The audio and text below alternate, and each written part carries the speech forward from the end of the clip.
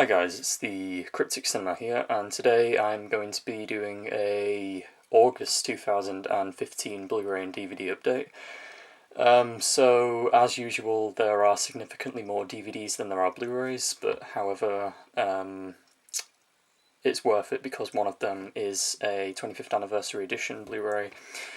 And honestly, I just prefer buying DVDs. I think if I'm going to buy a Blu-ray, it's only a movie that I really do enjoy.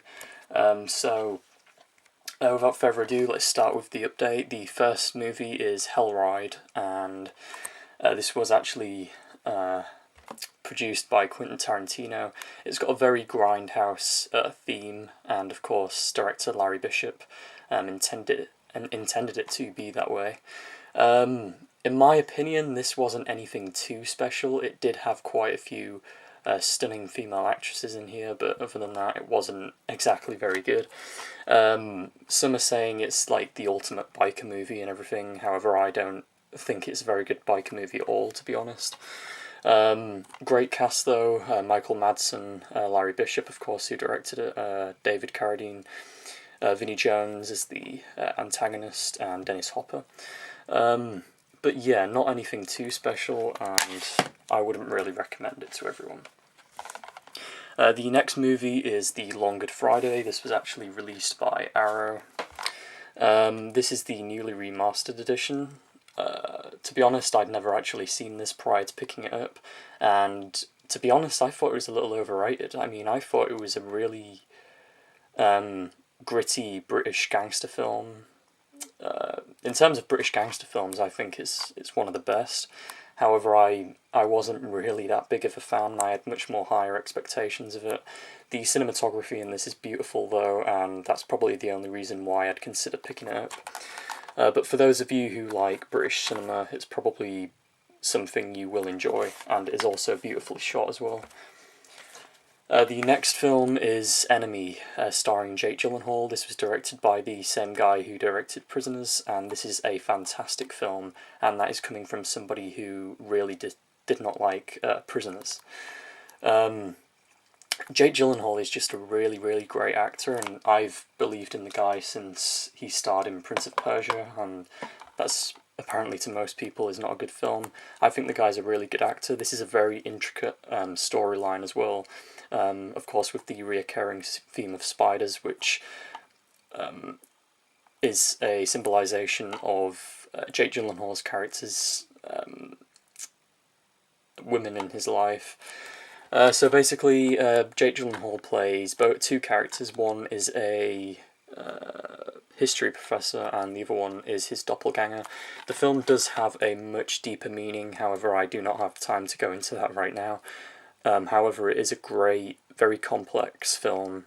It doesn't run for too long as well. I believe it's just a little over 1 hour and 20 minutes. Very adequate time for a film, and yeah, very great story. The next film is Broken Arrow. This one conveniently titled Broken Arrow, actually, because the disc actually did break my Xbox One drive. It was like a grinding effect, and I had to rummage the disc around to actually release it. This was a really generic action movie. Did not buy John Travolta as the stereotypical antagonist in the film. Christian Slater's pretty good in it. Other than that, it's really just your average action movie. I was expecting a little bit more from it. Next is a movie starring my personal favourite actor of all time. This is a really, really underrated war movie also, and it is 80s High, starring Malcolm McDowell, the greatest actor in the world in my opinion. I just am such a big fan of Malcolm McDowell. I could watch him for hours and hours and hours and just not get bored at all. But yeah, this is just a really emotional, gripping story of Malcolm McDowell, who basically plays a commanding officer in the Air Force during World War One, and he keeps getting sent these rookies who, of course, in the World War One historically, in World War One, there was a lot of rookie pilots who did not live through the war, let's say, and Malcolm McDowell develops a relationship with a particular rookie played by Simon Ward, I believe. Really, really emotional film, very, very underrated. The next film was actually recommended to me by DVD Review Studios, and I'd actually seen the first two in the series, and I hadn't ever made it past that. The Hannibal Lecter series. I love Silence of the Lambs. Hannibal's okay. This one is a really, really thrilling watch, in my opinion. Anthony Hopkins does that, maintains the same great persona as Hannibal Lecter. Edward Norton does a great job in this also. And this is just a really, really thrilling, suspenseful film, and I'm so thankful for the recommendation, so thank you DVD Review Studios for that. The next film is Near Dark. I'd never actually seen this prior to picking it up. This is a very great 80s vampire romantic film. I just personally wished I'd have got the better edition of it. This was, of course, intended to be a 2-disc edition. I know there's a special edition out there, which I wouldn't mind picking up. Bill Paxton in this plays this really sadistic vampire as part of this sadistic vampire family who incorporate the main character of the film into their family after falling in love with the female member of the group. And yeah, really, really good story, and definitely one of the greatest 80s horror films out there. The next one, by all means, is a really, really crap film, and that is Return of the Living Dead Part 3. I've never actually been that big of a fan of the Return of the Living Dead films. In fact, I think quite a lot of them are really pretentious, and especially the first one. I've, for some reason, never really got into that one. I think the theme is great in the film, Do You Want a Party? The second one has always been the definitive Return of the Living Dead film, in my opinion. It just had that really great 80s feel to it. This one is just such a crap storyline, basically about this girl who gets turned into the living dead, and her boyfriend just can't face seeing her that way, and he pretends that nothing's happened. It's just a really boring, dull storyline. The next one is The Funhouse by Tobe Hooper. I did show this in my previous DVD and Blu-ray update. This is actually a really, really great slasher movie, and sorry, I didn't clarify in my previous update video, I hadn't actually seen this. But after having watched it, I just think it's a really great, very, very underrated film by Tobe Hooper, about these kids who basically plan on spending a night in a funhouse. They get locked in, and they realise that the inhabitants of the funhouse, the people of the fairground that own it, are psychopaths. So, also the monster in this, the sort of deformed human, sort of reminds me of the child in Phenomena, which is another really interesting aspect about the film. But yeah, Tobe Hooper, one of my favourite horror directors. That's definitely a great Tobe Hooper film. The Howling 2, from a really great film to a really shitty film. This stars Christopher Lee, and from the front cover I thought this was going to be one hell of a great 80s film. I was so wrong. I couldn't have been more wrong. Yeah, this was just awful on every single level. The story on this was horrible. And yeah, I'm not going to talk about this too much, but it's nothing in comparison to the first film.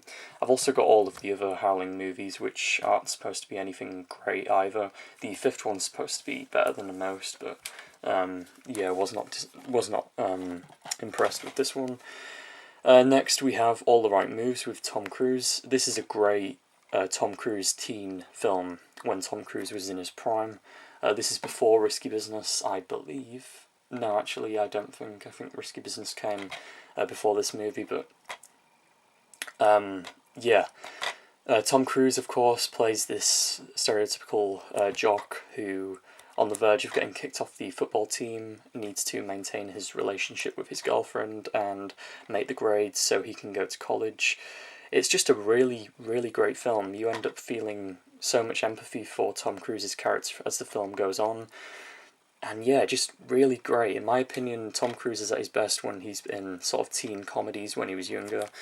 Not so much of a big fan of the generic, mediocre Tom Cruise films that are coming out nowadays, but this one is really something to check out.